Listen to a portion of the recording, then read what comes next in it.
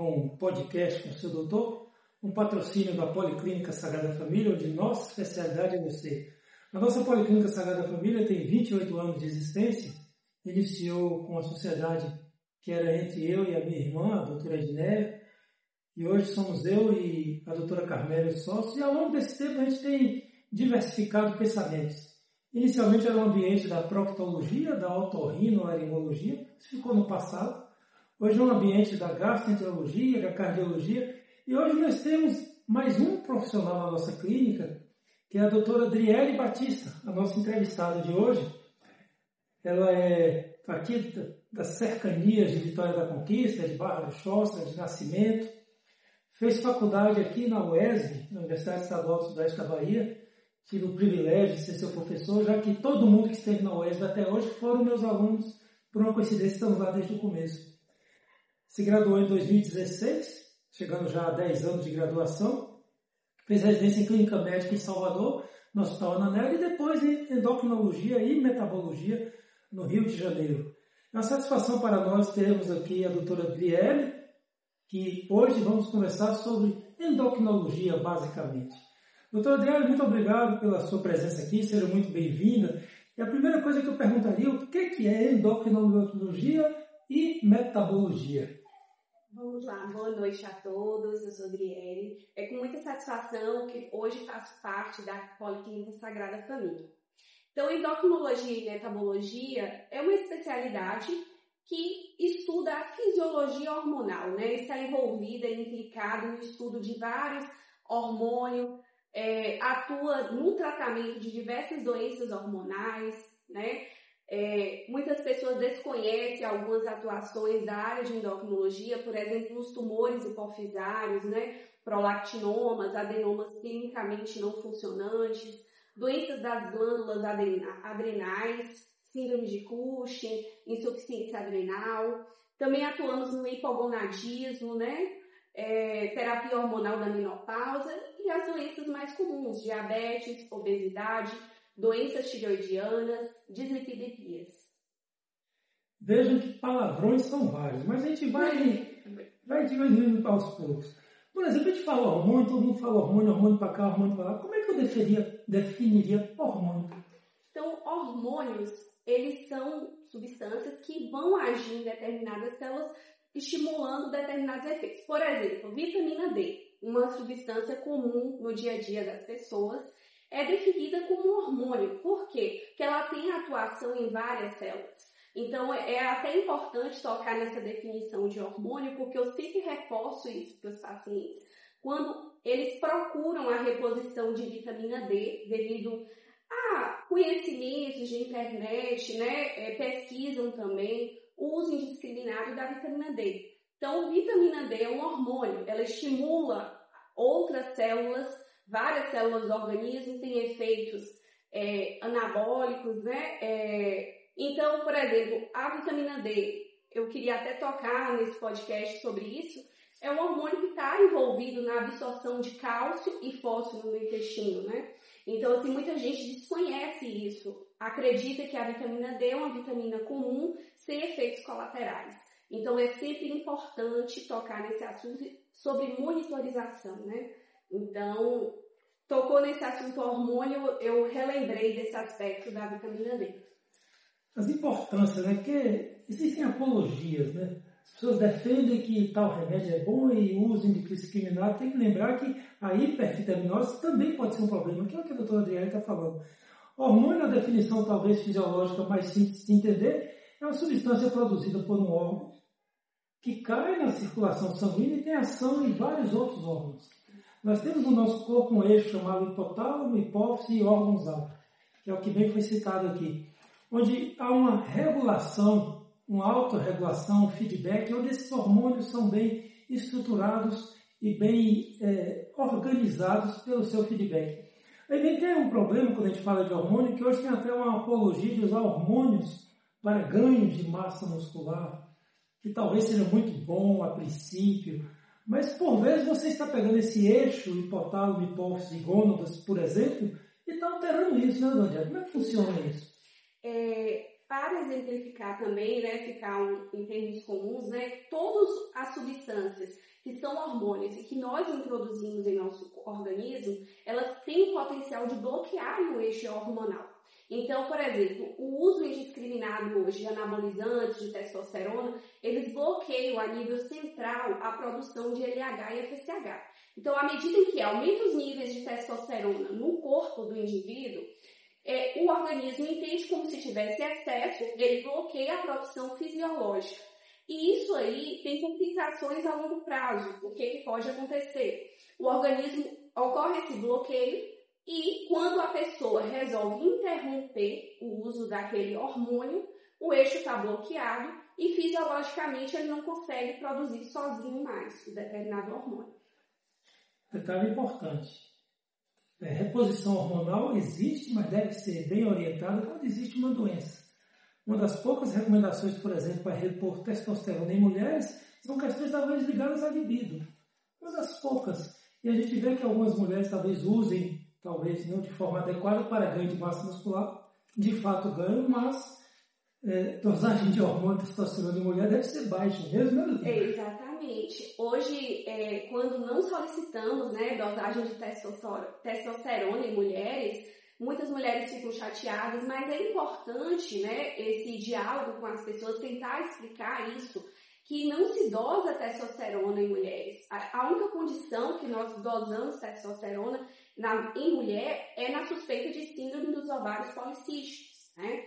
A única condição em que a reposição de testosterona é considerada pela sociedade por diretriz é na síndrome do desejo sexual hipoativo, que é muito comum em mulheres pós-menopausa. E isso é um diagnóstico de exclusão. Após afastar outros diagnósticos, aí consideraria essa opção.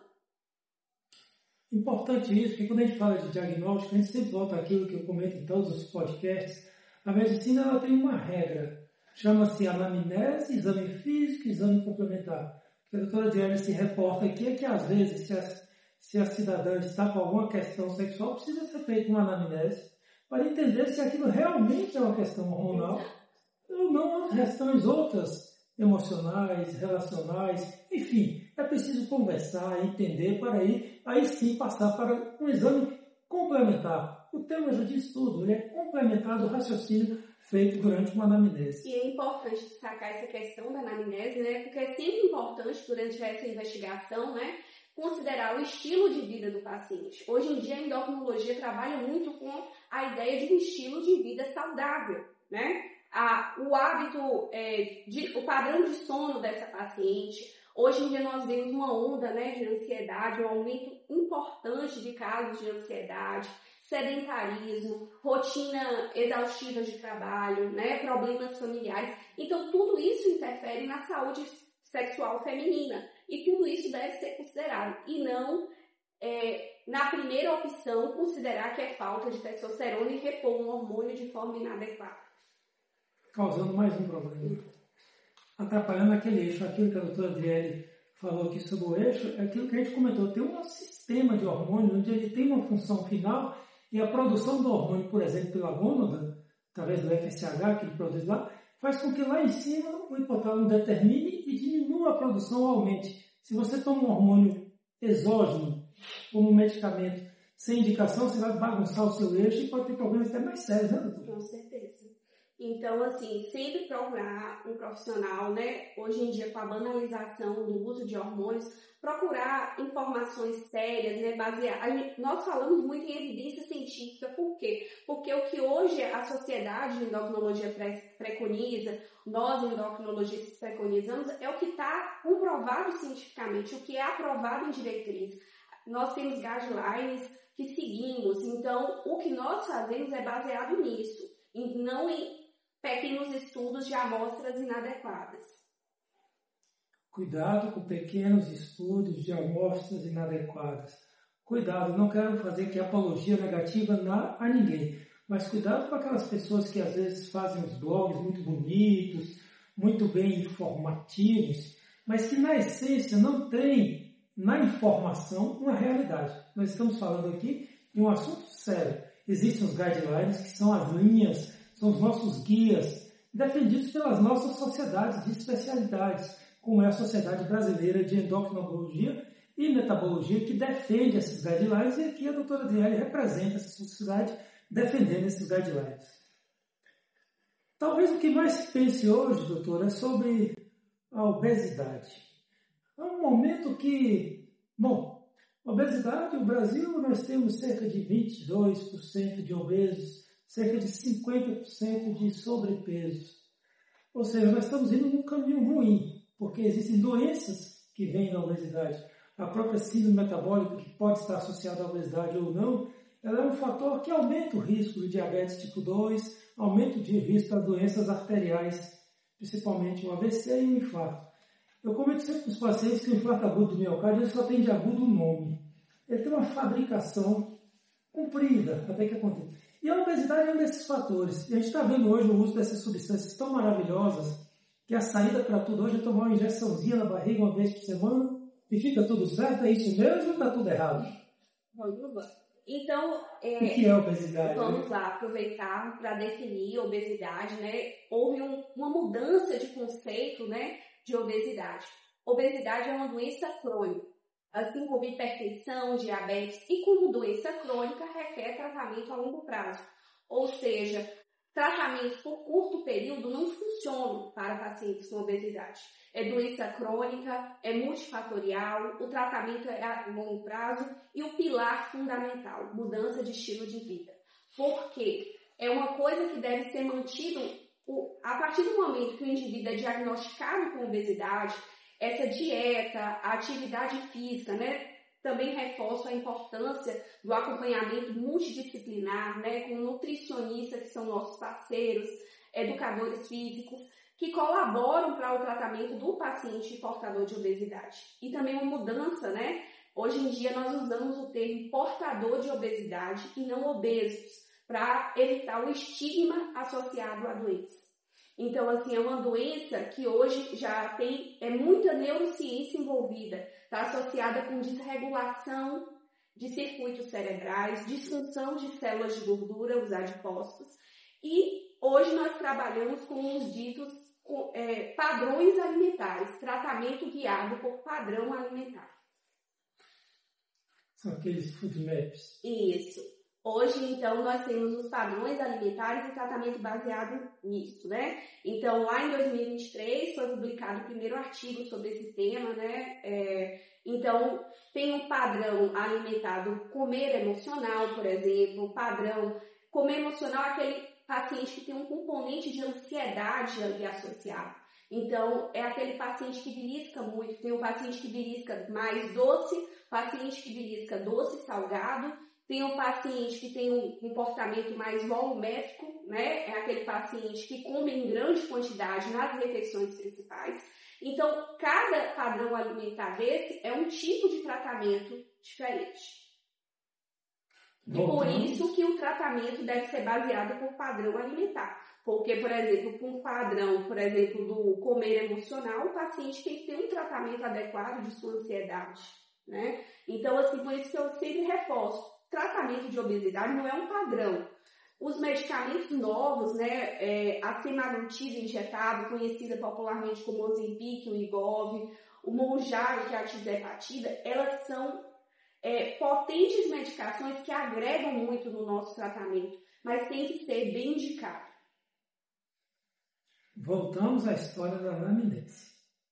É preciso conversar com o paciente, entender o seu padrão alimentar. Por vezes há ali latente alguma alteração emocional que leva a esse comer emocional, e o tratamento tem que ser centralizado também nas emoções, por vezes com a ajuda de psicólogos, terapias, o preparador físico, o educador físico para lhe ajudar, o nutricionista, ou seja, como foi bem definido, uma doença crônica que requer um tratamento continuado.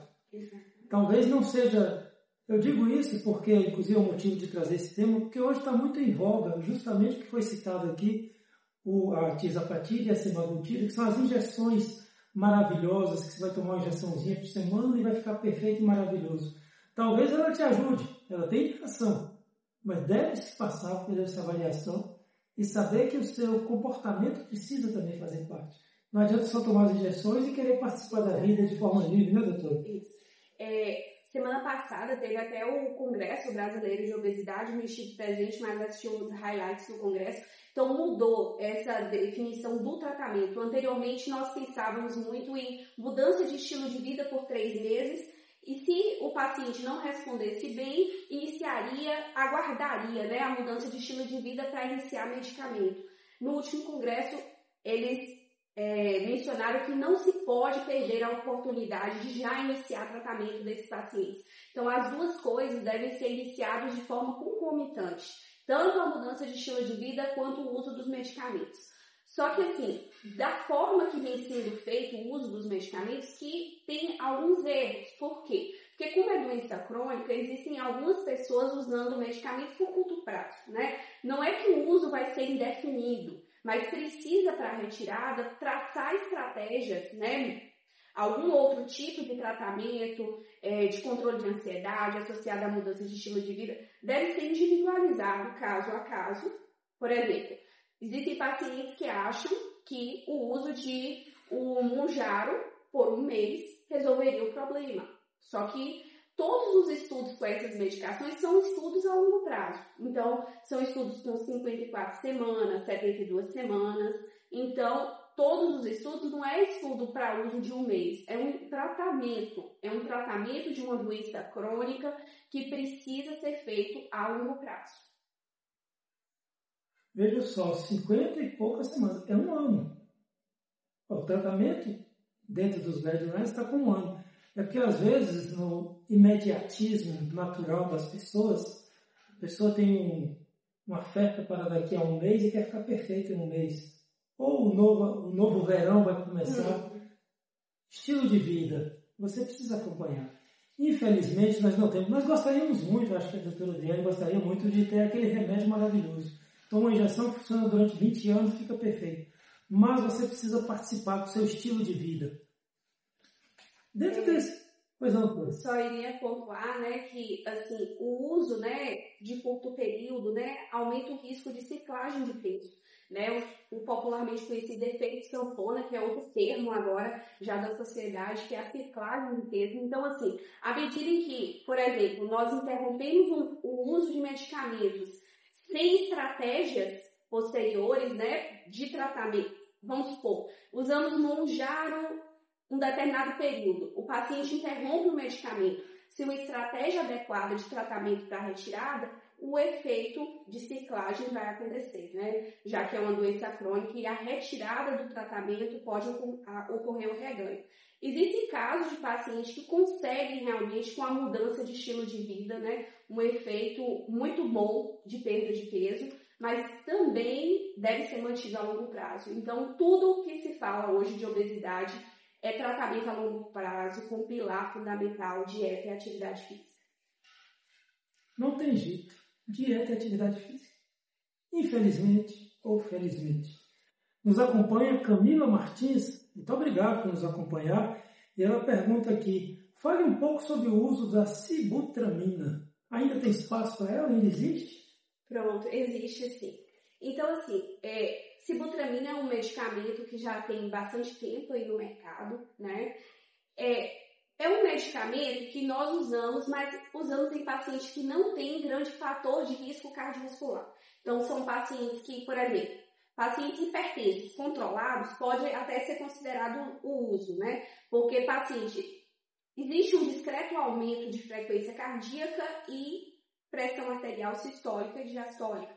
Então, assim, hoje em dia, pacientes que são portadores de obesidade, eles geralmente têm outras comorbidades juntos.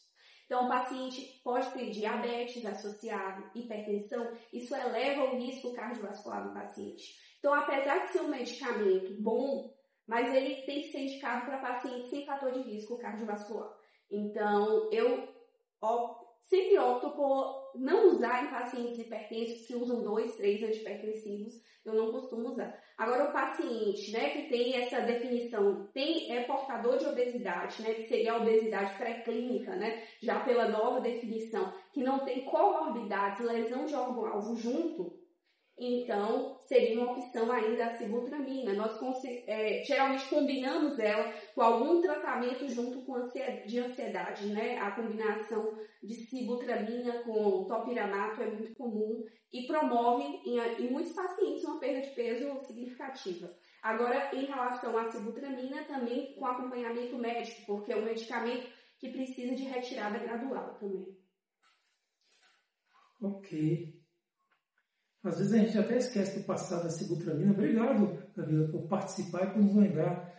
Os medicamentos vão chegando, a gente só lembra dos novos, né? Sibutramina, Orlistat, né? O Orlistat que promove bastante esteatorreia, mas Orlistat, assim, ainda tem espaço para uso, só que, assim, a perda de peso esperada é pequena comparada com os novos medicamentos, né? Então, às vezes, nós temos pacientes com IMC de 30, 40, e o paciente precisa de uma perda de peso, tem uma esteatose hepática associada, é hipertenso, diabético, e a perda de peso com o Orlistat é muito pequena também. Então, sempre reforçar, né, que o uso é a longo prazo, mas nós sempre consideramos e explicamos também para o paciente todas as opções, o porquê de não usar determinados medicamentos, que não traria tanto benefício, a questão da sibutramina e risco cardiovascular, sempre é explicar essas coisas.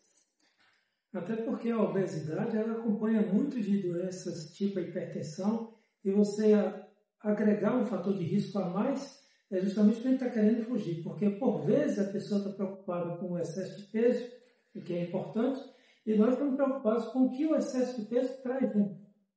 Que é o risco de você ter um evento cardiovascular, um evento arterial, um infarto e o AVC. O AVC é um pouquinho mais que o infarto, mas são duas doenças que juntas são responsáveis por 25% a 28% da mortalidade hoje no Brasil. Ou seja, 1/4 das pessoas vai morrer disso aí, e muitas vezes essa doença vem com uma doença crônica, até associada à obesidade também, né? Exato. Só relembrando que, assim, não só a hipertensão, né? Às vezes o paciente é portador de obesidade e é diabético, isso já joga um risco cardiovascular para álcool, né? E então a gente evita a sibutramina também. Dalili Soares, uma doutora de excelência e muito conhecimento. Parabéns, doutora. Obrigada. Parabéns aqui, a doutora realmente de muita excelência e muito conhecimento. É isso que a gente quer trazer até vocês, pessoas que sabem o que estão falando. Entender que o tratamento desse tipo de situação é uma doença crônica que precisa de um acompanhamento de alguém que entenda e que possa ir escolhendo as estratégias, e não tem jeito, você tem que participar. A doutora não vai lhe arrumar uma solução fácil e simples, mas ela arruma a solução. A solução virá. Doutora, ainda existe espaço para cirurgia de obesidade? Sim. Cirurgia bariátrica, né? Hoje em dia, né? Apesar das inovações, né? Por exemplo, com os medicamentos, a perda de peso com o Mounjaro é uma perda de peso importante, né? Mas, assim, nem sempre é acessível a todos os pacientes, né? Então, nós consideramos muito cirurgia bariátrica, não como última estratégia, mas como uma estratégia bem indicada, né? Geralmente, o paciente de pré-bariátrica requer um acompanhamento multidisciplinar também. Nós costumávamos ter um programa de pré-bariátrica, né, no hospital universitário. Nós costumamos, geralmente, são pacientes que têm que ter acompanhamento com psiquiatria, com psicologia, nutrição e endocrinologista. Então, para o paciente ir para a bariátrica, costuma necessitar de todas essas liberações. Por quê? Porque é um procedimento que vai promover a perda de peso, mas o paciente precisa ter adesão à mudança do estilo de vida. Por quê? Porque se o paciente não tiver adesão ao pilar fundamental do tratamento, ocorre a ciclagem de peso, vai ocorrer um reganho de peso. Então, assim, e também a questão de manutenção de acompanhamento a longo prazo, pela reposição das vitaminas, né? O impacto que aquilo ali promove no organismo, né? Geralmente fazemos reposições de vitaminas, exames anuais com o paciente. Então, o paciente tem que compreender muito bem a indicação de sua cirurgia e a necessidade desse acompanhamento. Então, assim, temos muitos casos hoje de pacientes portadores de obesidade, hipertensos, diabéticos e jovens, né? Que realmente não têm a opção de uso dessas terapias mais modernas como tentativa inicial, que desejam realmente já iniciar esse preparo para a cirurgia bariátrica e nós encaminhamos, realizamos o preparo e encaminhamos para esse acompanhamento multidisciplinar também. Reforço também o papel importante do psiquiatra em muitos casos, né? Então, tem o transtorno de compulsão alimentar, tem transtornos alimentares, então ter um especialista de suporte em alguns casos se faz muito necessário e muito bem indicado. Ou seja, a mesma história de sempre. Você precisa ser bem acompanhado. Às vezes eu vejo como cirurgia. Eu comecei, quando eu fiz residência em São Paulo, eu trabalhava lá com o Dr. Garrido, que fez o Instituto de Cirurgia da Obesidade. Ele até se aposentou agora aos 85 anos. E participando de várias cirurgias, depois não me encantou muito trabalhar. Mas às vezes com cirurgia de obesidade. Mas parece que o paciente espera sempre aquela coisa. Eu vou fazer uma cirurgia, vou ficar livre para sempre, não preciso fazer mais nada. A cirurgia mais feita é uma cirurgia desabsortiva e restritiva. Desabsortiva porque ela tira uma parte do intestino, do circuito. E ela é restritiva porque ela diminui muito o estômago, você perde a capacidade de alimentar. E por isso dá esses problemas que a doutora citou aqui, as questões das alterações de vitaminas, de substâncias, de zinco, de lesões nos lábios, na pele. Então não é uma coisa isenta de riscos, traz também esses problemas e precisará também de um acompanhamento. E você também vai precisar mudar o seu estilo de vida. Não bota um ponto final, mas bota um ponto positivo no acompanhamento, né, doutora? Isso. Resumindo, seja qual for a estratégia, terapia medicamentosa ou terapia cirúrgica, o acompanhamento é a longo prazo, né? Então não pode ser interrompido, já que é doença crônica. Da mesma forma que os pacientes acompanham hipertensão e diabetes, tem que fazer acompanhamento e tratamento de obesidade. Falamos aqui o termo IMC, é o índice de massa corpórea que nos orienta, né? Acima de 30 é obeso, abaixo de 25 é normal, entre 25 e 30 é sobrepeso, mas cirurgias, essas histórias estão geralmente acima de 35, né? Pronto, importante tocar nisso Ou também. Saiu já um consenso novo, né? Foi publicado na JAMA, sobre essa mudança. Hoje nós temos a obesidade, né? Nos congressos, nas aulas, dos grandes especialistas em obesidade, nós estamos falando hoje em obesidade pré-clínica e obesidade clínica, né? Então, a análise da composição corporal, né, conta muito nessa definição. Não é que o IMC foi deixado de lado, mas a análise de composição corpórea é fundamental, geralmente é levado em conta, né? Essa análise pode ser feita pela relação cintura-quadril, circunferência abdominal, bistometria, né, análise de composição corpórea, isso, e avaliação de deposição ectópica. Então, assim, a obesidade pré-clínica seria aquele paciente que tem um excesso de adiposidade, mas o paciente não tem comorbidades associadas ali, né, ele não é hipertenso, não é diabético. Então, por exemplo, um paciente com IMC, o antigo IMC de 27, que era considerado IMC de sobrepeso, se o paciente tivesse IMC e as comorbidades associadas, ele é portador de obesidade. Então, já tem essa definição nova, que não é mais somente pelo IMC, essa definição.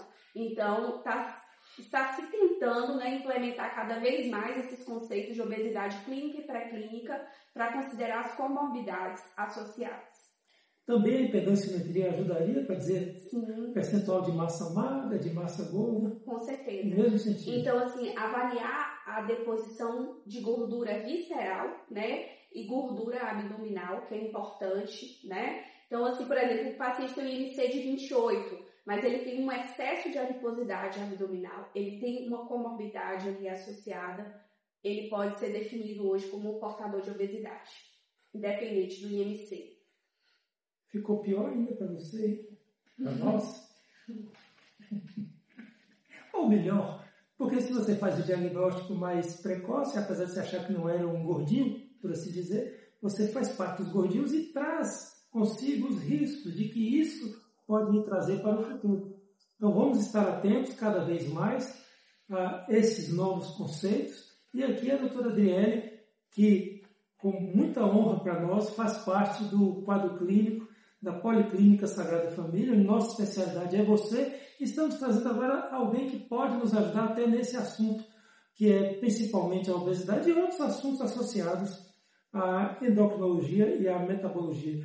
Essa história do índice cintura-quadril é muito interessante, porque às vezes você pode, inclusive, ter um índice muito alto, mas você pode ter essa pontinha que lhe diz que, apesar de muito pesado, tem muita massa muscular. Eu costumo dizer que as pessoas falam, mas Arnold Schwarzenegger pesava 110 quilos. Jovem, Arnold Schwarzenegger tinha zero gordura, só tinha gordura no cérebro, que é o único órgão que não emagrece de jeito nenhum. Ele é gordinho por essência, é cheio de gordura.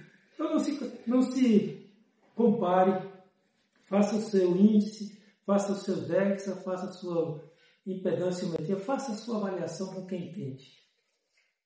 Doutora, segundo a Associação Americana do Coração, a atividade física recomendada é 150 a 250 minutos por semana, mais atividade física resistida. Como é que a gente passa isso para o paciente? Vai fazer uma caminhadinha, vai correr, vai fazer musculação, vai fazer tudo?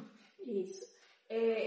Principalmente paciente idoso, né, que tem muita associação de sarcopenia, a preferência é sempre por ter pelo menos 3 vezes por semana exercício resistido, né? Então, tanto pela questão assim, de comorbidades associadas a longo prazo, por exemplo, osteopenia, osteoporose, que é muito comum, principalmente em mulheres pós-menopausa. Só que nós temos uma grande questão também, que muitos pacientes não gostam de musculação, né? Na verdade, eles tentam de diversas formas. O ideal é que o paciente tivesse o programa de exercício físico, exercício resistido, pelo menos 3 vezes, mínimo, né, de 3 vezes por semana, e exercício aeróbico. Só que muitos pacientes relutam, tentam e não conseguem. Então, de qualquer forma, eu sempre reforço o que é o ideal e o que é que o paciente consegue. Porque o que nós tentamos evitar ao máximo é o sedentarismo pleno, né? Isso aí realmente é o pior dos cenários e nós precisamos evitar isso ao máximo. O corpo precisa de movimento. Movimento é saúde, né? Então, assim, a promoção de saúde do paciente é fundamental. Não só para quem tem comorbidades, quem tem obesidade, diabetes, mas todos nós precisamos de exercício físico. Que você entenda bem essa diferença entre exercício físico resistido e aeróbico. Resistido, você vai empurrar contra uma resistência. Aí vem o pilates, vem a musculação, a calistenia, mas não é para ficar brincando com as molinhas no pilates, não. Você tem que se esforçar. Procure um educador físico, um fisioterapeuta e se esforce. E a musculação, por mais que você não goste, paciência. Se você quer participar da saúde, entenda que a saúde ela tem em você o agente maior promotor. A doutora Direlli, profissional que tem um conhecimento, que a gente vê que é um conhecimento profundo do assunto, vai lhe dizer o que fazer, mas é você que vai fazer. É você que tem que levantar de manhã e ir para a academia. É você que vai ter que fazer o seu mapa alimentar, é você que vai ter que mudar, você que vai ter que participar para vir para o time dos mais saudáveis. Mas são 150 a 250 minutos mesmo de aeróbico? Exatamente. É aquela caminhadinha de 50 minutos 3 vezes por semana. Mais a musculação 3 vezes por semana. Está ficando difícil, não tá? Tá não, é fácil. É só você botar no esquema. Eu, porque já tenho alguns fatores de risco e não sou mais tão jovem, faço musculação todo dia, durante 1 hora. E faço uma aeróbica pelo menos 3, 4 vezes por semana, tentando obedecer aos doutores. Afinal, a gente quer ficar velho e saudável. Já que estamos falando tanto de endocrinologia, não vou perder a oportunidade de aprender muita coisa. Eu gostaria de saber algumas coisas sobre tireoide. O órgão que tem nome estranho, Hashimoto, Basedon-Graves. São 2. Talvez seja a coisa mais comum, que a tireoidite Hashimoto tem, quase todo mundo tem, ou vai ter essa doença. E os medos eternos, nódulo da tireoide, fez uma punção, deu isso, opera, a tireoide não está funcionando, tem que tomar hormônio. Como é que a gente poderia organizar esse raciocínio aqui da tireoide, doutor? Pronto. Inicialmente, nós temos os distúrbios do funcionamento da tireoide, né? Eles podem ser, inicialmente, o hipotireoidismo, que a principal causa é a tireoidite de Hashimoto, né? É uma doença autoimune, que geralmente tem anticorpos associados positivos, que é o anti-TPO, anti-tireoglobulina positivo, e o paciente costuma ter um padrão ultrassonográfico também de tireoidite de Hashimoto, né? Traves fibróticas, ectextura heterogênea, que são achados comuns de pacientes portadores. No caso do hipotireoidismo, ocorre a reposição do hormônio levotiroxina, né? Então, e também é importante ressaltar que que o hipotireoidismo é dividido em subclínico e clínico, né? Essas definições, e assim, a definição do tipo de tratamento, por exemplo, existem pacientes idosos que têm um TSH menor, um hipossubclínico, apenas com TSH alterado, né? Menor que 10, mas o paciente não tem sintoma. Então, deve ser individualizado, porque paciente idoso, assintomático, TSH menor que 10, não tem indicação de tratamento. Então, não é todo hipotireoidismo que tem indicação de tratar, principalmente do hipossubclínico. Então, tem valores de TSH como referenciais para indicação de tratamento, sintomas do paciente e idade, né, que são fatores. O hipertireoidismo seria a direção oposta, né? Então, seria a produção excessiva de hormônios. É importante diferenciar de tireotoxicose, né? Tireotoxicose é qualquer excesso de hormônios no sangue, hormônios tireoidianos no sangue, que pode ter causa de excesso de produção, excesso de liberação, ingestão excessiva. No caso em específico da doença de Graves, né, é uma doença autoimune, é a causa mais comum de hipertireoidismo. Então, nós temos um anticorpo, que é chamado TRAB, que vai estar estimulando em excesso a glândula tireoide, né? É como se ele tivesse o efeito do TSH desregulado, né? É um anticorpo antirreceptor de TSH que está estimulando demais ali a produção de hormônio, e esse hormônio é liberado em excesso na circulação. E aí gera todos os sintomas do hipertireoidismo. Nessa condição, usamos drogas antitireoidianas, o tratamento é totalmente diferente. O mais comum é o medicamento Tapazol, né? Então, em caso de falha terapêutica, temos a opção da iodoterapia, cirurgia, né? Tireoidectomia. Então, cada caso deve ser individualizado. E os nódulos tireoidianos, né? Hoje está sendo detectado cada vez mais com o aumento da realização de exames de ultrassom.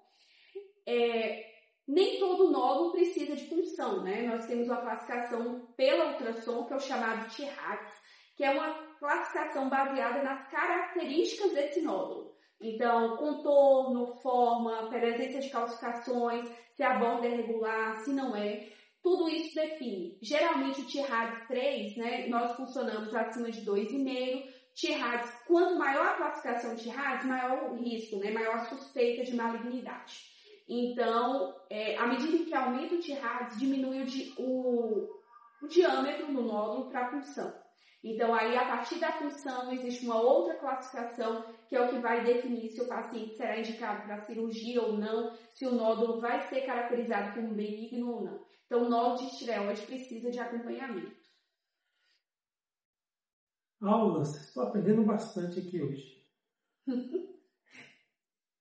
Isso é importante porque, vejam só, é a anamnese, exame físico, palpação da tireoide, e exame complementar, como foi bem dito. A ultrassonografia hoje ela tem um ponto fundamental na indicação, inclusive da punção, e às vezes a pessoa fica assustada, querendo fazer uma punção atrás da outra, e nem sempre tem indicação.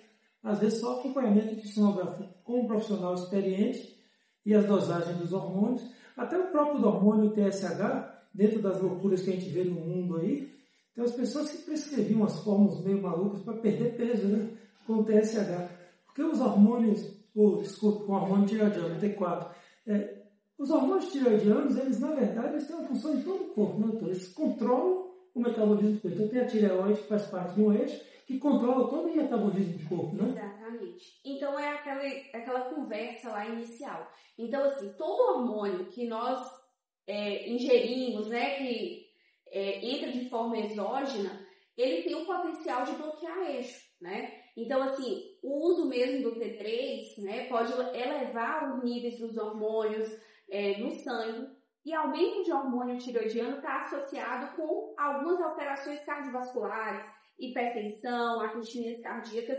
Então, assim, não tem nenhuma comprovação científica, né? Não tem nenhuma indicação de uso de hormônio tireoidiano para perda de peso.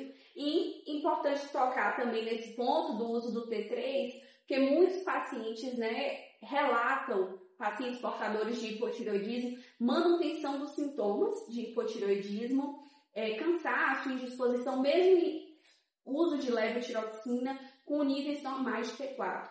apesar de já estar sendo realizado alguns estudos sobre isso, né, sobre reposição de T3 e T4 combinado, não existe ainda indicação, isso é apenas em estudos clínicos, né, porque tem que ter uma manipulação adequada do T3, e no Brasil não tem ainda, né, essas formulações adequadas e também não existe liberação para isso. Então, por enquanto, apesar de já ter estudos em andamento sobre isso, mantemos nossa reposição apenas com levotiroxina. E outro ponto que é importante avaliar, que anti-TPO é um marcador de autoimunidade e não um exame que vai definir ajuste de hormônio, porque nós estamos vendo cada vez mais frequente, por exemplo, pacientes com TSH e T4 normais e alguns profissionais ajustando dose de hormônio baseado em anti-TPO, né? E aí o paciente suprime, TSH fica suprimido. Então, assim, a indicação de avaliação disso é pelo TSH e T4, o anti-TPO é apenas um marcador de autoimunidade. Essas doenças autoimunes, como foi bem dito aqui, muitas vezes você tem a tireoidite Hashimoto, mas a sua tireoide funciona normal.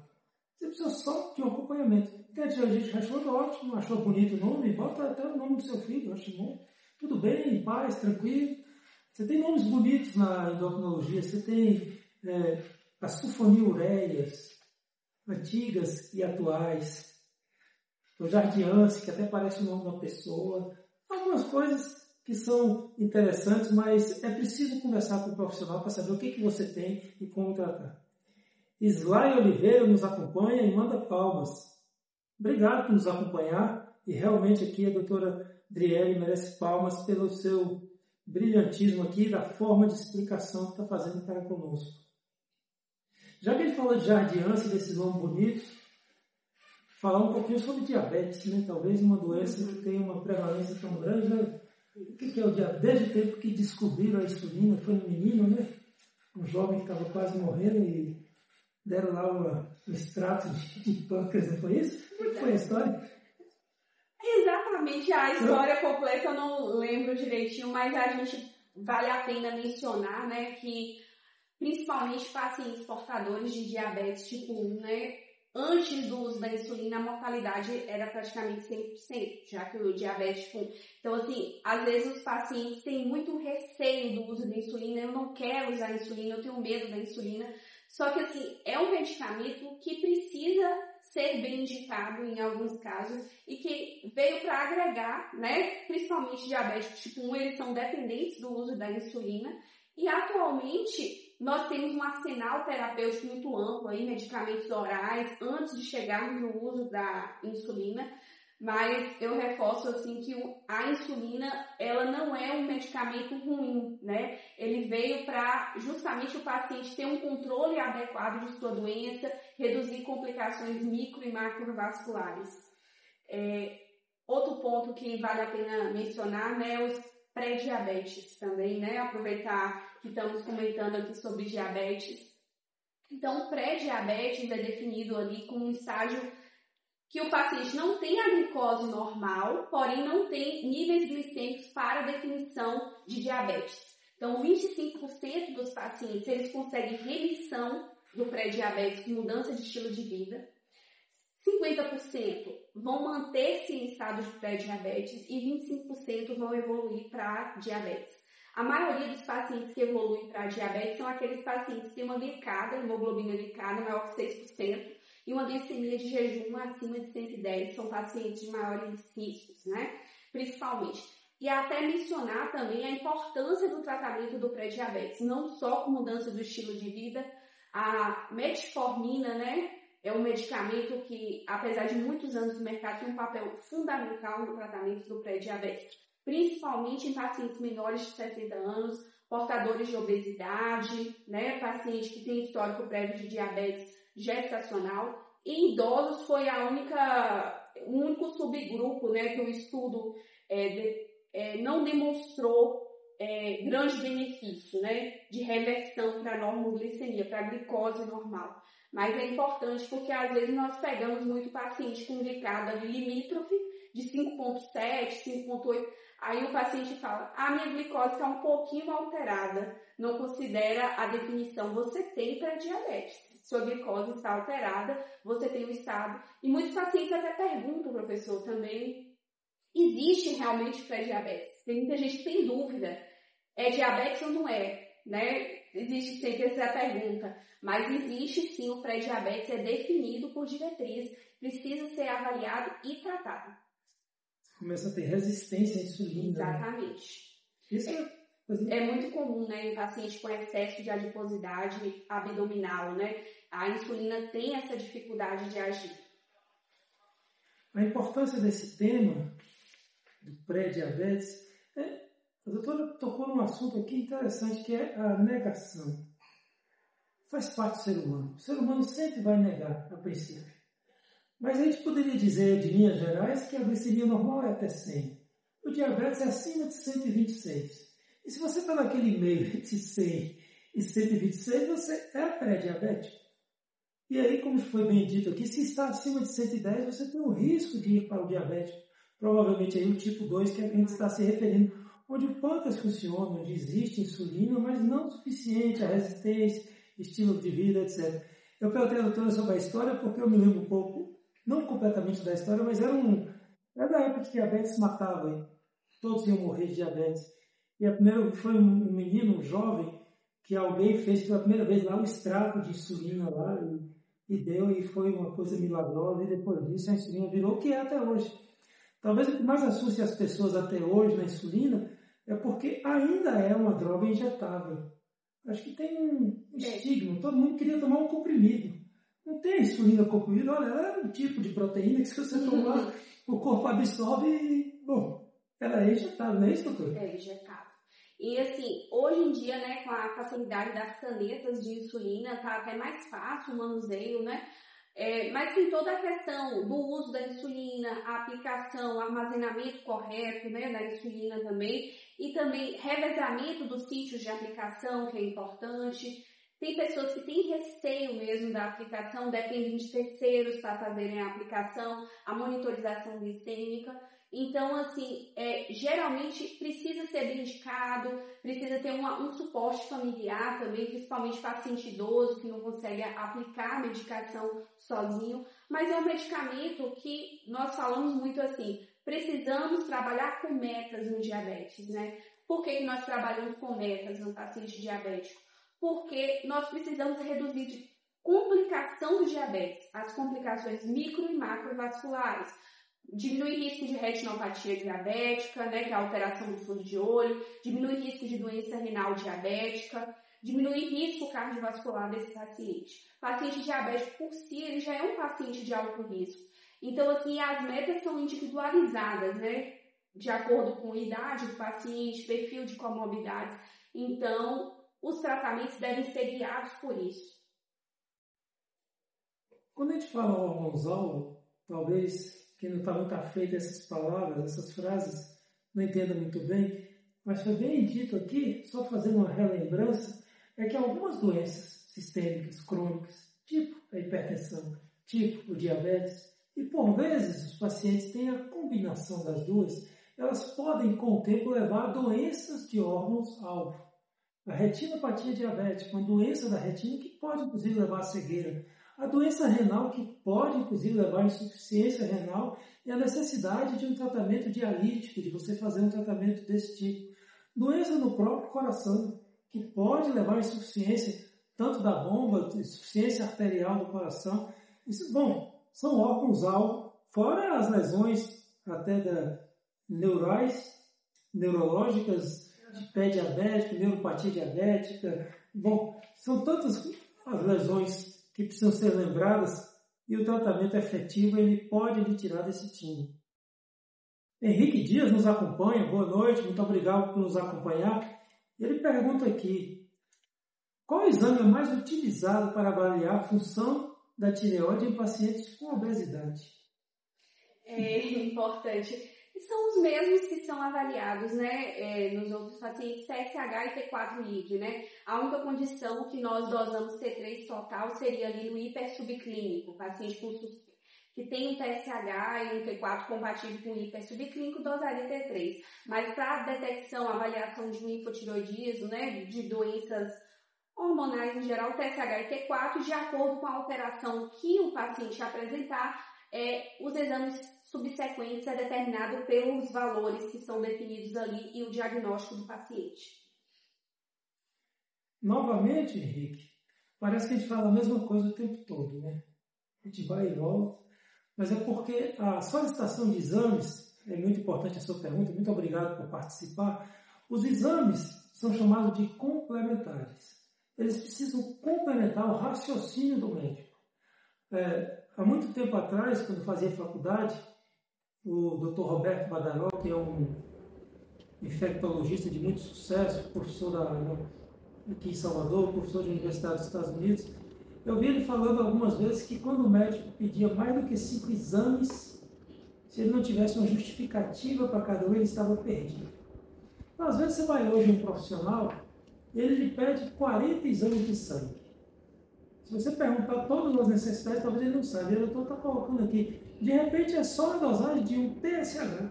Nem o T4 entra no meio. Você dosa só o TSH porque o paciente não tem nenhuma queixa. Bom, é preciso que você faça uma entrevista, que faça uma anamnese, faça um exame físico para que você possa nortear quais são os exames complementares que vão complementar o raciocínio. E doenças crônicas, por vezes, você precisa de exames complementares e precisa deles de forma sequencial. O diabético, principalmente o diabético tipo 1, que depende do uso da insulina, tem alguns até que tem alguns sensores que ficam na pele, que colocam, que medem, né, doutor? Que para acompanhar a glicemia, que botam no relógio. Né? Como é que funciona isso? Funciona bem? Hoje nós temos uns sensores, né? Funcionam bem, né? Os sensores existem de diversas marcas, né? Vem chegando outras marcas aí. Eles têm alguns que têm até alarmes, né? Que sinalizam para o paciente quando tem uma hipoglicemia, tem as setas de tendência. Então, é um recurso muito bom, tá? Principalmente paciente diabético tipo 1, que requer uma monitorização mais rigorosa.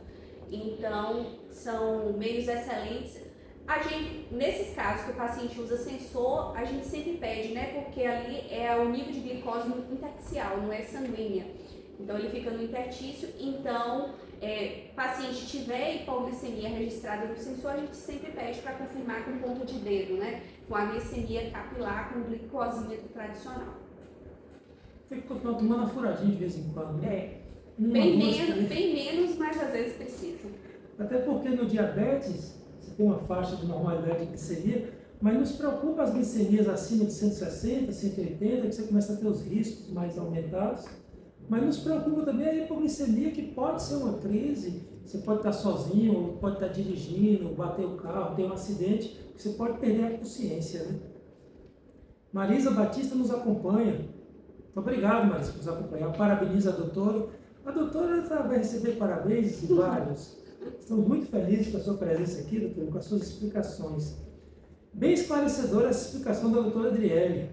Estou passando por um período de entender hipertireoidismo no tratamento. Olha, se você quiser conversar pessoalmente com a doutora Adriele, procure-a. Ou se você já tem um seu endocrinologista, procure-o.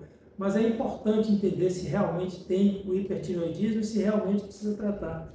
Nem sempre os tratamentos são como se... Eu me assusto, teve um último podcast que a gente fez aqui com a doutora Cíntia fez até uma palavra meio pesada dos blogueiros. Nós estamos num momento hoje do mundo onde rede social, a beleza do ambiente, às vezes são muito mais chamativos do que uma informação verdadeira. E a gente quer conversar aqui sobre informação verdadeira. Eu não quero tirar o mérito de nenhum blogueiro de nada, mas tem muitos que falam muitas coisas que não têm correlação com a realidade médica.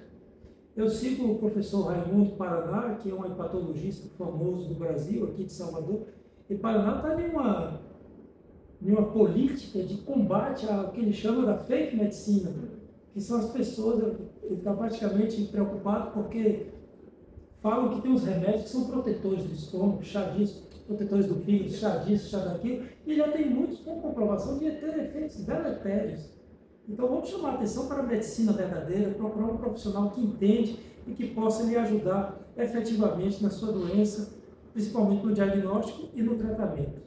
E reforçar também, né, que muitos pacientes estão buscando cada vez mais comprimidos, suplementações, né, vitaminas.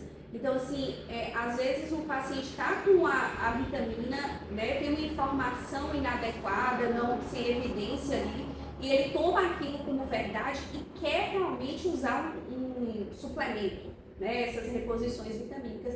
Então, assim, todo medicamento tem efeito colateral, tem indicação. Então, assim, busque informações sérias, profissionais sérios para seu acompanhamento. O Dr. Raimundo realmente é uma referência, né, no nosso estado, né, no país até, é um hepatologista de referência que tem comentado muito sobre isso, sobre o uso desses chás, dessas suplementações, levando à lesão hepática, né, devido ao uso excessivo desses medicamentos. Então tome cuidado, busque informações sérias, profissionais sérios, que estão dispostos, primeiramente, a não causar um mal ao paciente.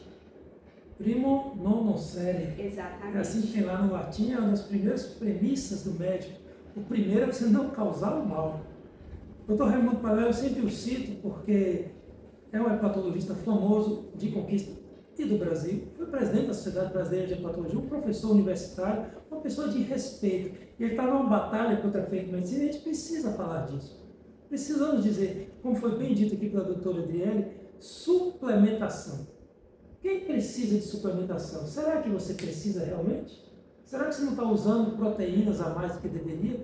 Vitaminas com funções duvidosas, fórmulas miraculosas? Não tem jeito, você vai ter que participar com atividade física e com cuidado na sua dieta. Não estamos tirando mérito de nenhuma suplementação, porque por vezes é necessário.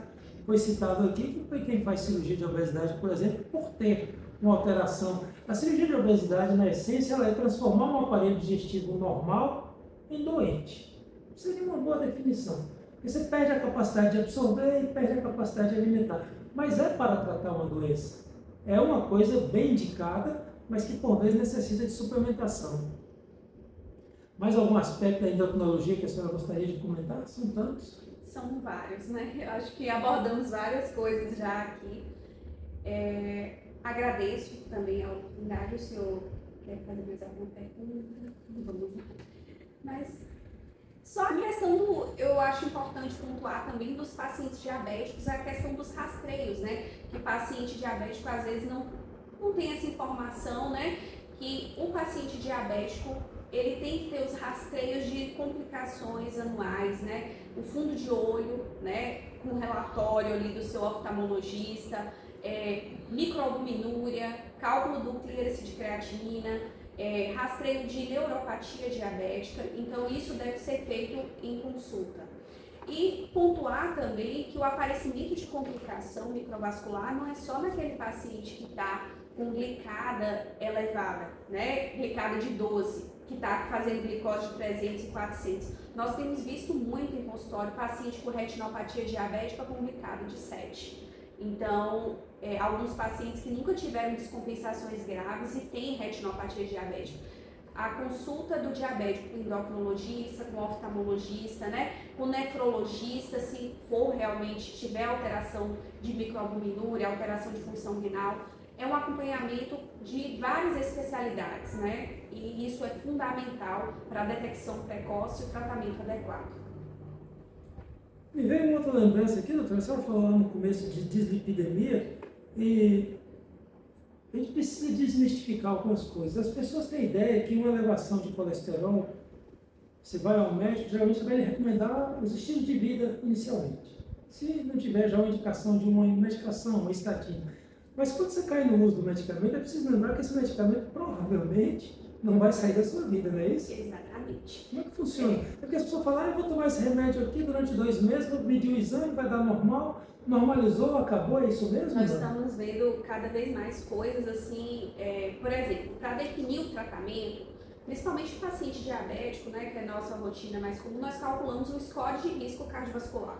Tem esse score lá pela Sociedade Brasileira de Cardiologia e ali nós definimos se o paciente é um paciente de baixo risco, intermediário ou alto risco. Então, se é um paciente que já vem com a dieta, né, sem erros alimentares graves, que está com LDL fora de dieta, que vai precisar de um medicamento, o medicamento a longo prazo, Então, assim, o LDL vai normalizar pelo uso do medicamento. Então, à medida em que suspende, ocorre novamente o aumento, né? Então, a presença de placas de ateroma está muito associada com o LDL elevado. Então, à medida que nós prescrevemos o remédio, o uso é contínuo. Para desmistificar mais essa com você, que tem esse LDL, como foi bem explicado, o seu LDL vai entrar dentro do que a gente deseja. Mas, se você suspender o medicamento, ele volta para o lugar que ele estava. Porque muitas vezes até a alteração das dislipidemias, elas não são só da dieta, não são só do comportamento, é a produção do seu corpo. E esses medicamentos, eles interferem justamente na produção, ele altera uma enzima e não produz aquela substância. E se você chegou, tomou o medicamento e normalizou, ótimo, você encontrou o seu remédio, deve continuar. É de longo prazo, você não vai se livrar dele.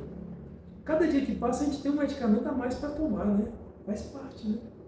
Hoje eu atendi um senhor, por coincidência, 87 anos, dentro da anamnese corriqueira. Já foi operado de alguma coisa, senhor? Não, nada. Toma remédio para alguma coisa? Não, nada. Eu, poxa, 87 anos, não toma nenhum medicamento. Eu brinquei com ele, pô, o senhor está... Eu tenho 60 anos, tem 30 anos que eu tomo estatina e provavelmente, se Deus quiser, vou tomar até uns 90. É isso mesmo, doutor? Exatamente. Não vou me livrar nunca desse Não, medicamento. vai para o uso contínuo, tá? Uma vez indicado é uso contínuo.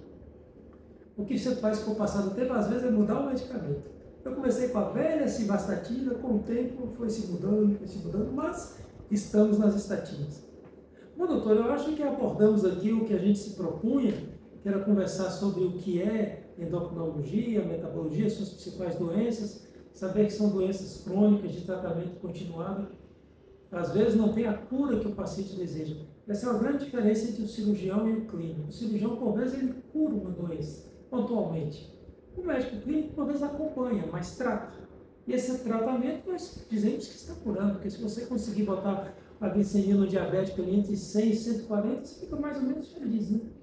Estamos aceitando aqui que nós estamos diminuindo o risco das retinopatias, nefropatias, neuropatias, bom, várias doenças. Agradecer novamente aqui a doutora Adriele, foi uma conversa realmente muito boa. Agradecer a vocês que nos acompanharam, muito obrigado pela presença. Essa nossa podcast está sendo aqui veiculado ao vivo pelo Instagram, mas estará disponível lá no nosso canal do YouTube, para qualquer momento que você quiser ouvir, no @dr.augusto.cândido. Nos acompanha, vem conosco. Aqui é a Policlínica Sagrada Família, 28 anos nessa nossa cidade maravilhosa, onde nossa especialidade é você e trazendo uma especialidade nova para cá com a doutora Adriele. Deixar aqui a doutora Adriele fazer suas considerações finais e agradecer mais uma vez a sua presença, doutora. Muito obrigada, professor. Reforçar, né, a importância de um acompanhamento contínuo. Você que tem doenças endocrinológicas, procure seu endocrinologista e nós também estamos à disposição aqui na Policlínica Sagrada Família. Muito obrigada a todos pela participação. Boa noite.